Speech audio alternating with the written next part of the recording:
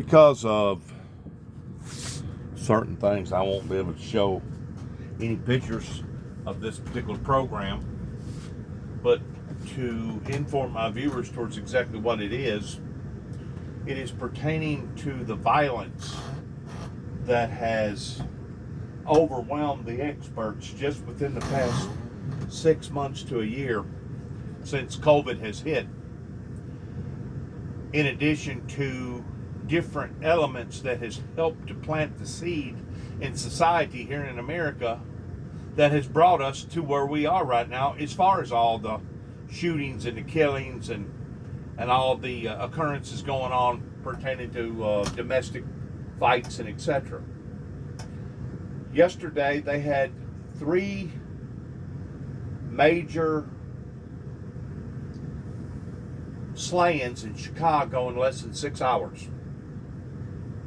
And a massacre is considered 4 or more people being either shot, injured, or killed, the way I understand it. So they had 3 of those happen in less than 6 hour period in somewhere around in Chicago. I don't know in what part. But the point that I'm trying to make is this: something has planted the seed in society to the point that people are now lashing out at other people. And it doesn't matter if it's coming in the form of a displeased employee, road rage, or just a maniac out here on the street that wants to do bodily harm to people. Something inside of society is boiling to the point that now they're wanting to lash out in a form of violence. The program that you're about to listen to had and has a great deal to do with that seed that got planted throughout the early 90s, that even then I recognized as it being not only unorthodox towards what various programs, shows here in America ordinarily played, because it's the very opposite. The Jerry Springer show is the very opposite of the Waltons. The Jerry Springer show is the very opposite of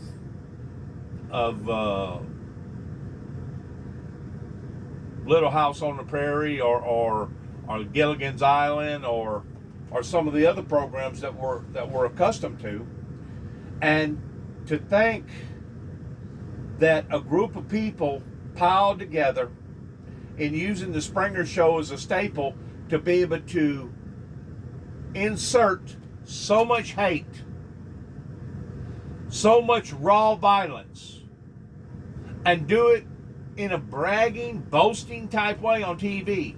And we're not talking about WWF pertaining to wrestling, of how that we know that they use fake blood and they fall certain ways and they hit each other certain ways. And I mean, occasionally somebody may get hurt in WWF, but ordinarily it's all planned. And we know it's planned. We know how that they get on there, and it's basically acting.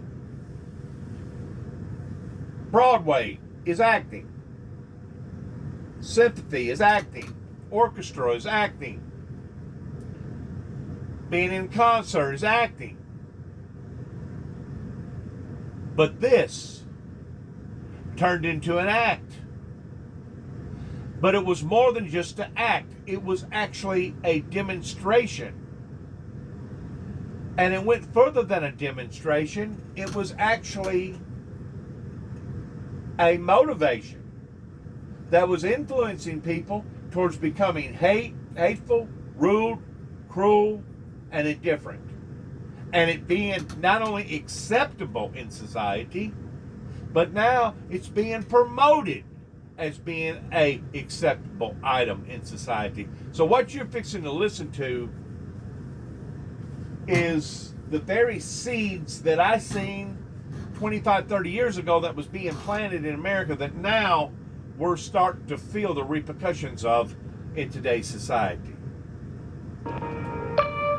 Things started to turn more dark in the United States when mass shootings in schools, Columbine. I think we all had to reassess where America was headed. and whether any of these programs, including Jerry's, had anything to do with it. You had this horrible Columbine massacre at a school with these two cuckoos who walked in with guns and raincoats. And the next day, they're saying we were responsible. There were forces in Chicago. A Catholic priest named Michael Flager led a protest and actually brought picketers and petitions and marches to NBC Tower to protest Jerry Springer and to try to get him off the air. Very righteous man. He got a group of people to picket, and they were making noise, and people were screaming outside of the building and walking around with picket signs. The Springer Show is Satan. We're not Satan. I think it would be too difficult to draw a straight line from what was going on to what occurred in terms of the actual violence being played out. But I do believe that shows like Springer dramatized a coarseness that was pervading society. The Springer Show is well used to receiving criticism, especially from religious voices. It's long been par for the course, but then Oprah jumps into the fray. I don't think that it was a calculated effort to target Springer, but Richard Dominic still took her negative comments as a challenge. There came a point in the show where the Springer Show was #2 in the ratings of daytime. There was only Oprah ahead of us, but she started making me angry because she's sitting on the top of the heap, and every time I turn around, I hear Oprah said this, Oprah said that. She says it in the press. And the only thing I ever said was, if you want to save the whales, call Oprah. If you're sleeping with a whale, call the Jerry Springer Show. That's but the only thing I ever said publicly. But to the staff, I said, you know what? I want to beat her. By 1998, Jerry Springer was #1. He was still front page news in Chicago for everything that was going on with the show. And there were still people who were complaining about the fights and the violence. That was when it was at its peak. You know, to promote such of an appetite like this would be the same thing as saying it's okay to be drunk, it's okay to be a heroin addict, it's okay to be a murderer, it's okay to be a rapist. One of the things that Mexico defended themselves in towards the drug trade that was happening with the coyotes and others bringing drugs across the border is that they said that if America didn't have such of an appetite for the drugs, there wouldn't be a drug problem pertaining to supply and demand, which made a lot of sense. The fact of the matter is, when people have such of an appetite that now they're bringing live shows and filming it of people being angry and hurting, and people is cheering on this type of violent, belligerent behavior, you know that society is basically turning for the worst. I mean, it's one thing to go to a WW wrestling contest or see it on TV and knowing that what you're looking at is staged. And it's another thing for the violent behavior to be promoted as an acceptable, good thing on live TV. Into that comes the Chicago City Council. If it's a crime to slap your wife at Sox Park or Soldier Field, then it's a crime to slap your wife on the stage at the Springer Show. An alderman named Ed Burke decided to go after Springer on the basis of the fights that were being shown on the program. Basically, his case was there's only two possibilities. If those fights are real, then that is assault, and the Chicago police ought to be arresting those people.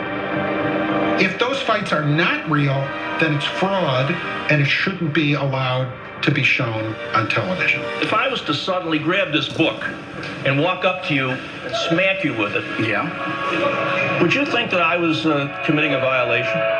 You want him to do it? Jerry, much to his credit, showed up and testified without being subpoenaed and made a mockery of the whole thing. I mean, basically, he treated it all as a joke because the fact is, it really was a joke. Let me ask the question. Would you like me to have the reporter read the question back to you? It calls for a yes or no. See, it may have been a joke in Jerry Springer's mind. And it may have been a joke in other people's minds because it was a money-making opportunity. But the thing about it is, whenever you're preying on weak-minded people that don't know it's a joke, now you're planting seeds of acceptability in a society that now has turned violence into normal reality. And this did not occur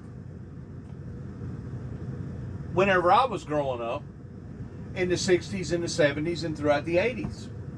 Not on a grand open scale the way that it is now.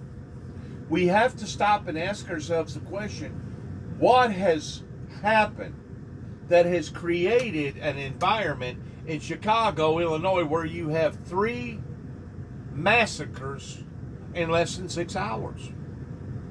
And this violence isn't just in Chicago, but it's throughout the whole nation. We have been inundated by this type of atmosphere, and it's a very, very sick, grotesque atmosphere.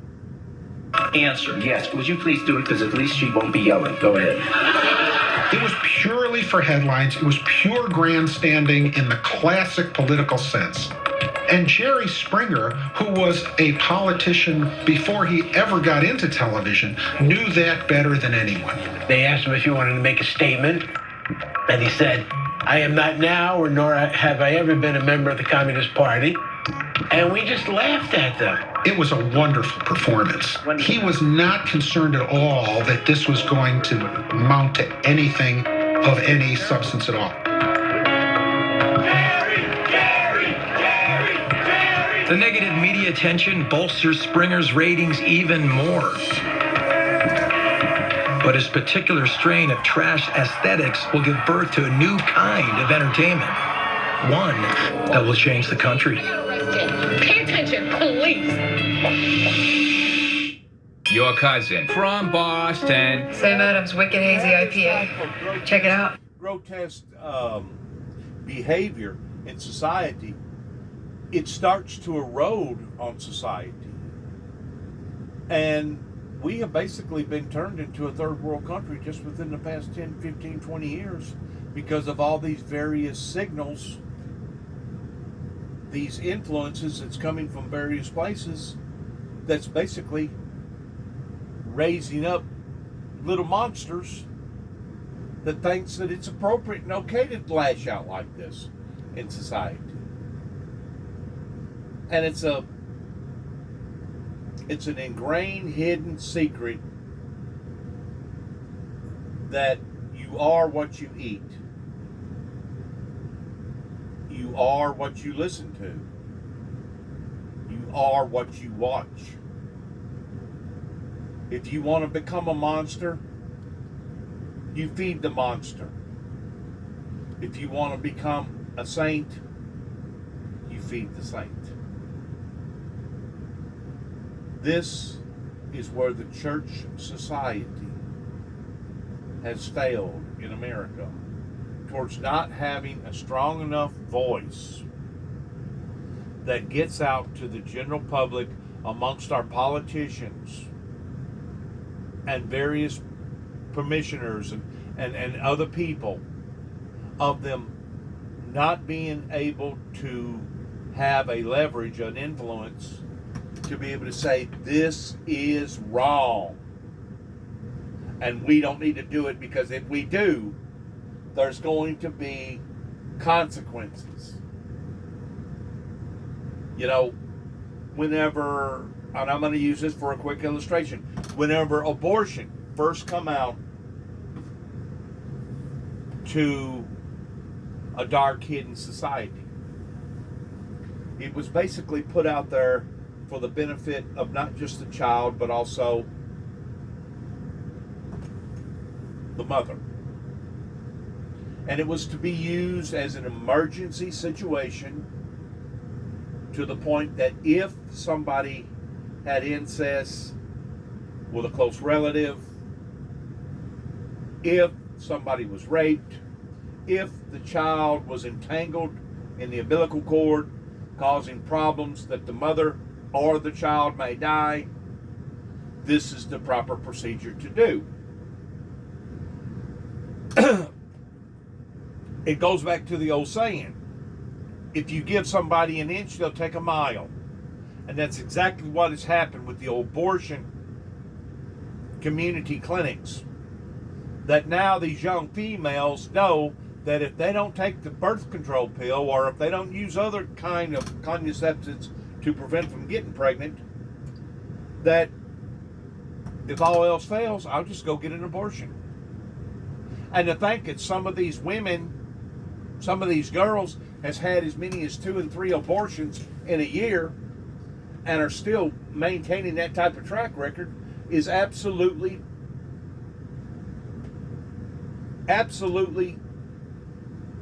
hideous and evil, in the sense of what they're doing. They're abusing the very system that was put there for only emergency purposes only. And we wonder how come the wrath of God is befallen upon to this nation towards diseases, $30 trillion in debt, almost 3 million people incarcerated in jail, all these drug overdoses, all these migrants that's coming over to America, all this gun violence. We wonder. There comes a time that God will no longer protect a nation as a nation, and just basically give them over to a reprobate mind and let them believe a lie the Bible says and be damned. And I truly believe that people like Jerry Springer helped to put us where we are today in the beginning developments of the seeds 25, 30 years ago. And it's not just Jerry Springer. Okay, I had a niece or cousin or somebody from the family that actually worked for the Jerry Springer show. She worked as a makeup artist. She was associated with the show, and I guess made good, decent money up there in doing what she was doing. But once more, isn't there a limit in what people are willing to do for money, regardless whether they're kin to me or not, towards having the decency of morals?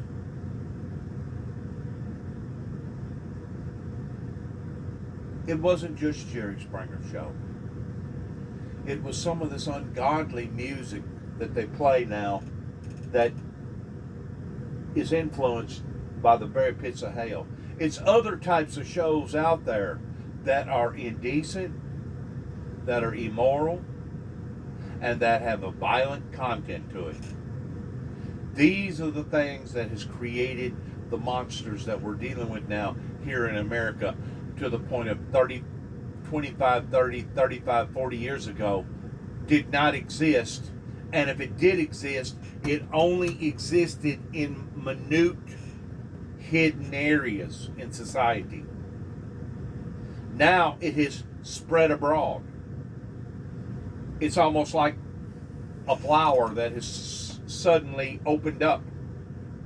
And now we're seeing violent content that we've never seen before in America that has inundated our streets.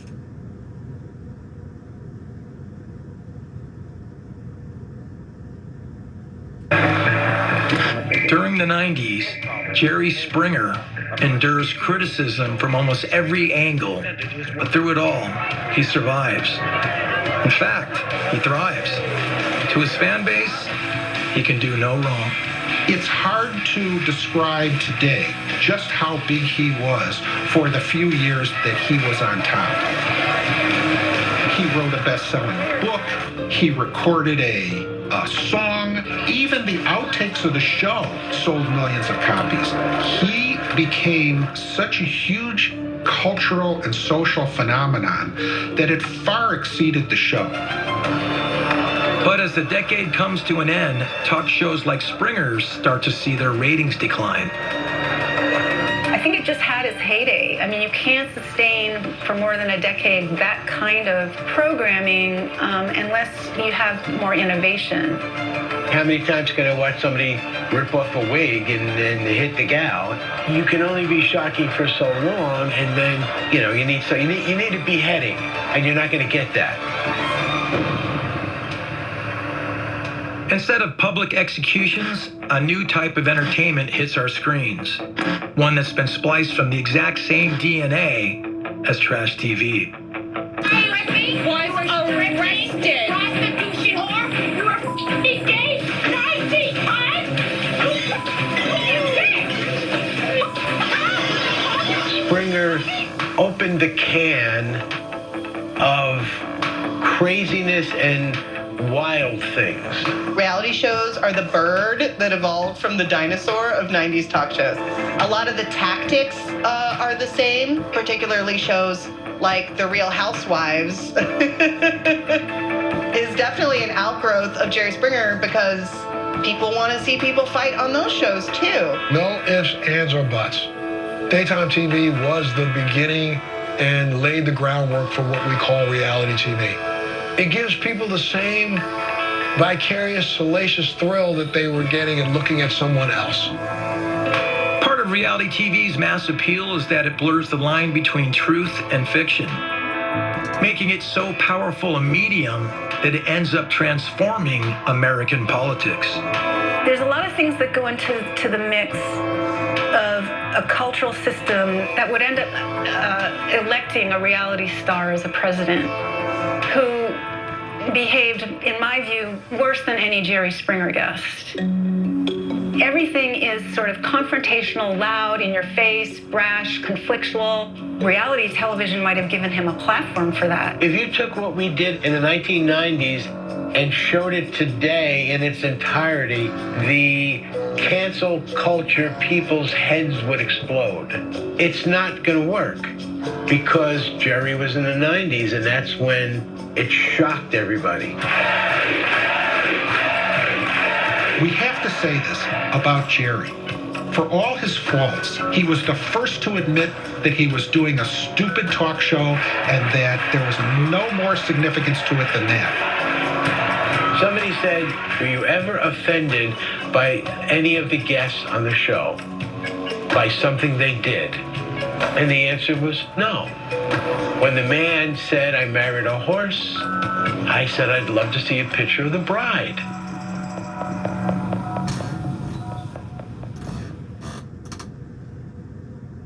During the process of them showing and listening to this, they kept showing Donald J. Trump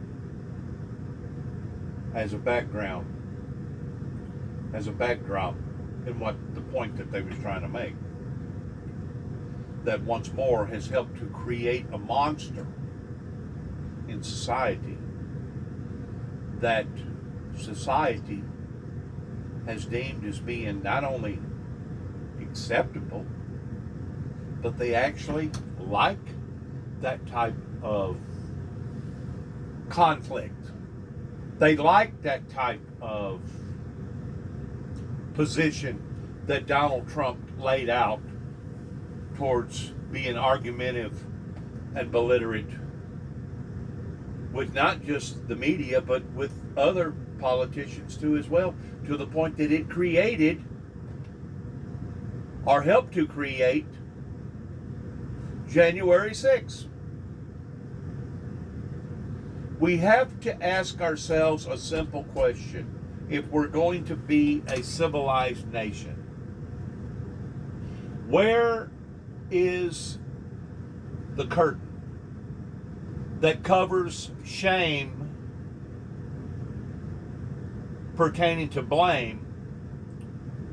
Where is that curtain, and when does it fall in regards towards any and everything now goes on public and national TV.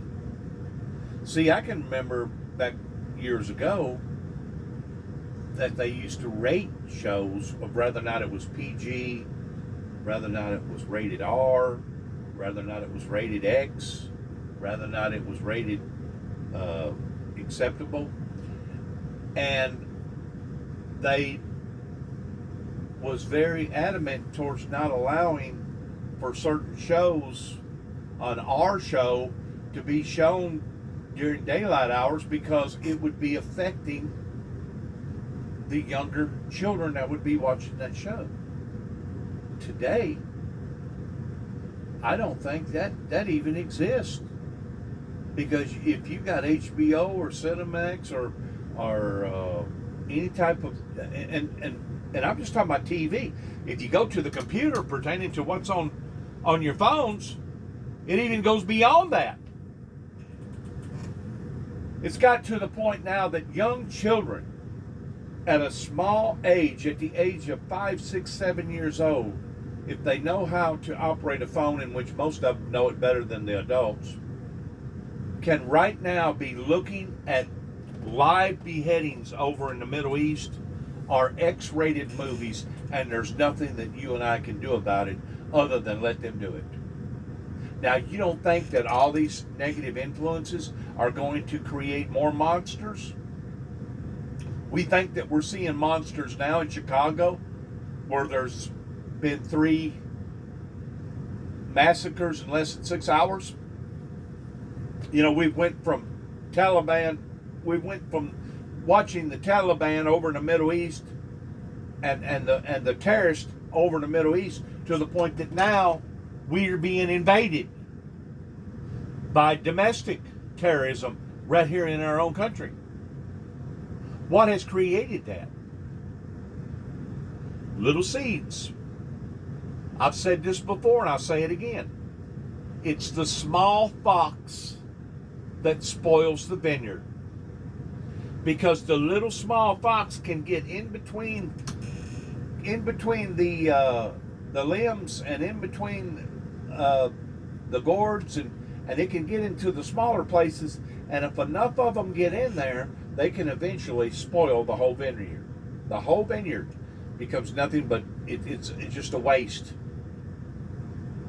It's the little things compiled, multiplied together, that has now exposed itself in the 21st century here in the year 2021, a year after COVID.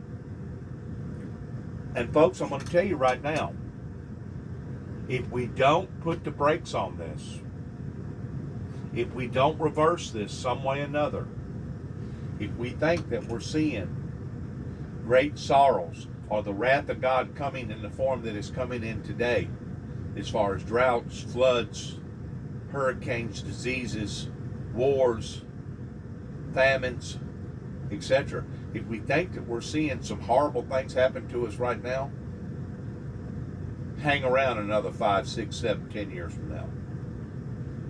And you'll see things that'll be falling out of the sky like you've never dreamed before, that'll be literally bringing devastation upon the society like you have never, ever imagined. In addition to all the pain and the suffering that we're dealing with right now amongst ourselves, there has to be a wake-up call. Somebody has to dissect this to the point of understanding where we was, what was happening, and what has created this and where we are.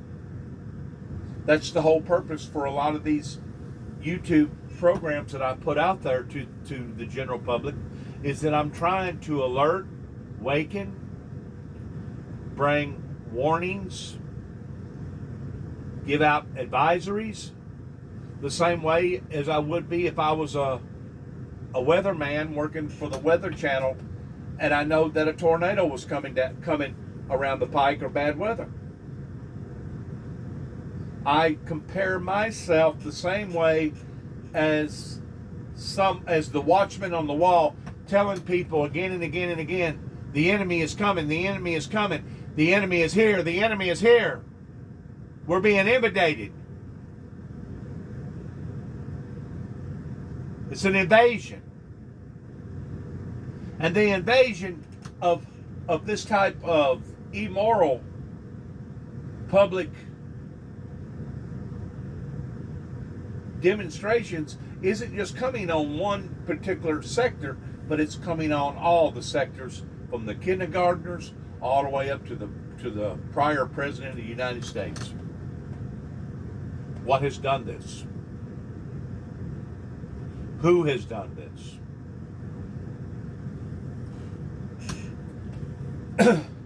First of all, what has done this is the American society that has turned its back on righteousness towards people trying to live a holy lifestyle. What has done this has been the influences of the dark forces pertaining to the evil, demonic, wickedness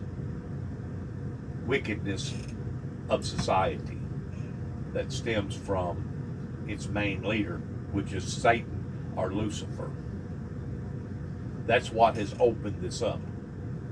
25, 30 years ago, the Wiccan religion did not exist until 1986, whenever it decided of a bunch of people coming together and getting the same tax write-off status as the Southern Baptists or the First Baptists or the Missionary Baptists or the Presbyterian or the Methodist or the Church of God or the Church of Christ or any other known religious belief. So now we've got a devil-worshiping, occult, Satan-following group that now gets tax exemptions the same as the First Baptist or the Church of Christ. This did not exist 30 years ago or 30 plus years ago. Not until 1986. And now we're being invaded by these cults that's springing up everywhere.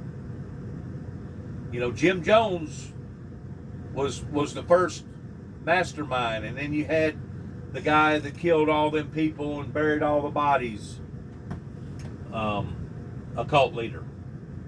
And then you had David Koresh down in Waco, another cult leader. Then you had Timothy McVeigh and Nichols. That was basically a superseder towards trying to vindicate the deaths of 80 people that died during the Waco siege. I mean, I can just go on and on and on towards where we have come from just within the past 30, 35, 40 years. And you have to ask the question, if society has turned this raw to the point that we have 3 massacres in Chicago just in one town in less than 6 hours. Just in one town. You have to ask yourself the simple question. If this is where we are today, where are we going to be tomorrow? Where are we going to be at 10 years from today? If we have turned the tide towards becoming a third world country, that bloodshed and this type of immoral, insensitive, harsh, bullying talk is going on now, you have to ask yourself, where are we heading with all this? And that should be the frightening part, that should frighten the experts, that should frighten church officials, that should frighten the parishioners and the ministers and the preachers, not only here in America but throughout the planet. It is as if Satan himself has come out of the very pits of hell and is wreaking upon society right now. And it talks about that in the book of Revelations. It says that Satan will be so inferior in the last days, because he knows his time is short, that he will rise up in great wrath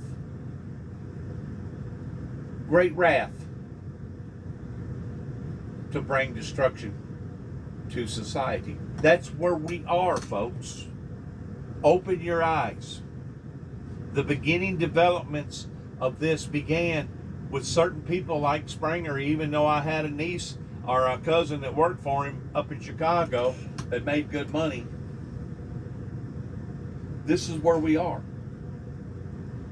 This is the reason why we have an radical politician that's still out here spewing off stuff, knowing that it's causing havoc towards, instead of being united, we're now still divided over a presidential race that has been now over 6 months.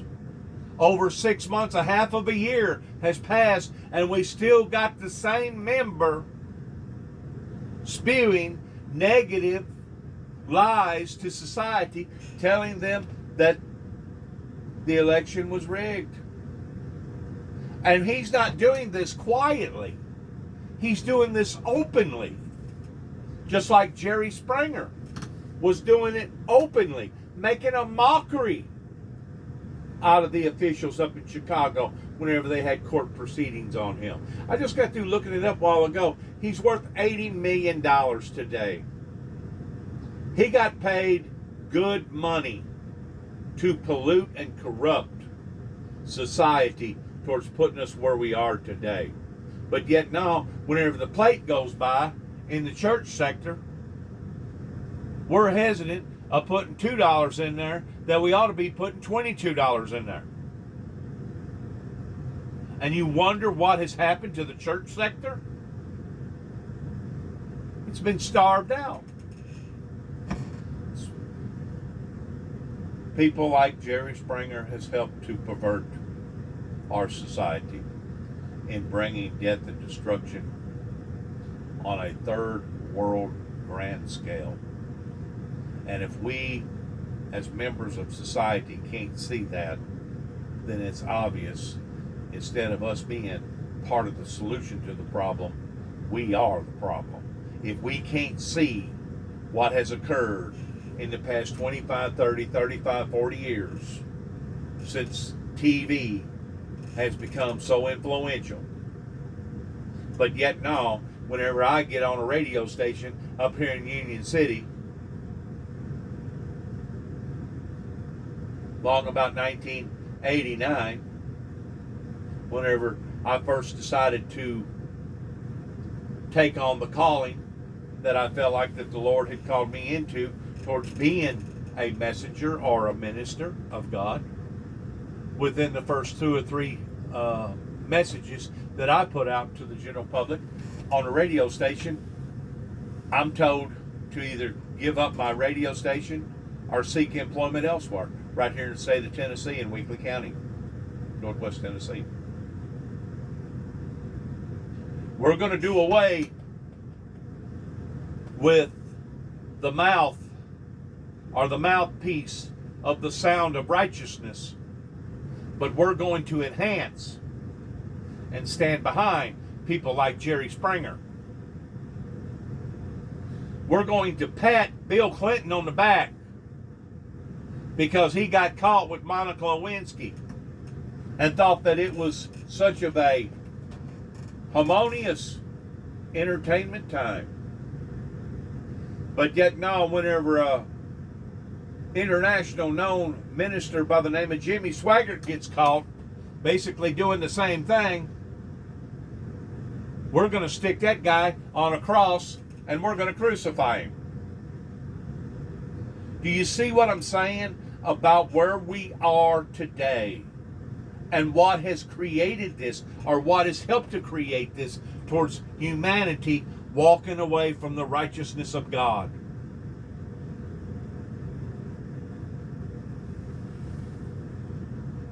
I know I'm not perfect.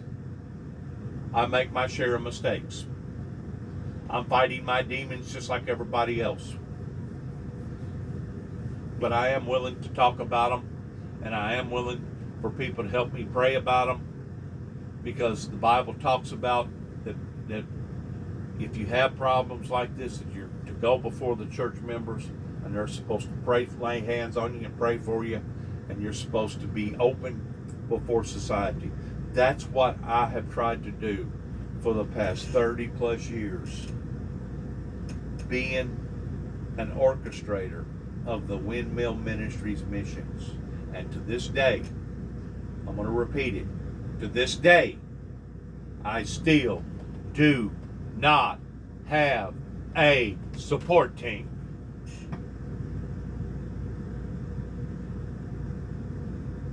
But you'll support Jerry Springer. You'll support Monica Lewinsky and Bill Clinton. You'll support Donald Trump, knowing that he's telling nothing but bald-faced lies.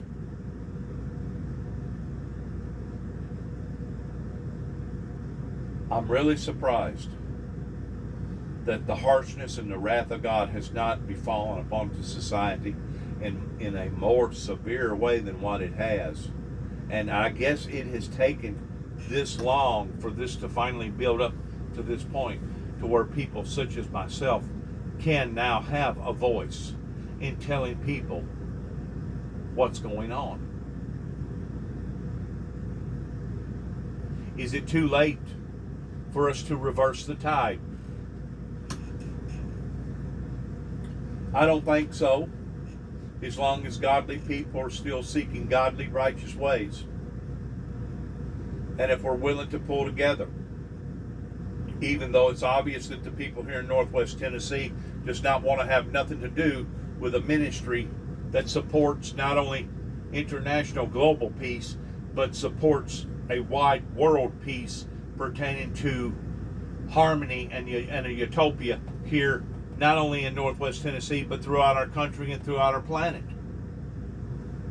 I can't help it that the people around here have been shamed by their own actions and by their own words.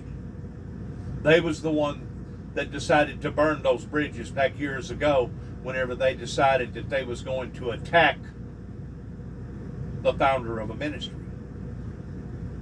I can't do nothing about what that they have done. And if they're not willing to make those things right with the very people that they tried to destroy, I can't do nothing about that neither, other than to pray for them, feel sorry for them, pity them. In the meantime, life goes on with me. In the meantime, I make another digital videotape, regardless whether it's audio or visual, towards trying to help society and not hurt society. If there's ever been a time that we needed to adjust and wake up of the Great Awakening, it is in the 21st century and the year 20 and 21. If there's ever been a time that we needed to shape up, ship up, or ship out, it is now. Thank you for letting me speak. Good luck to all of us, and shalom.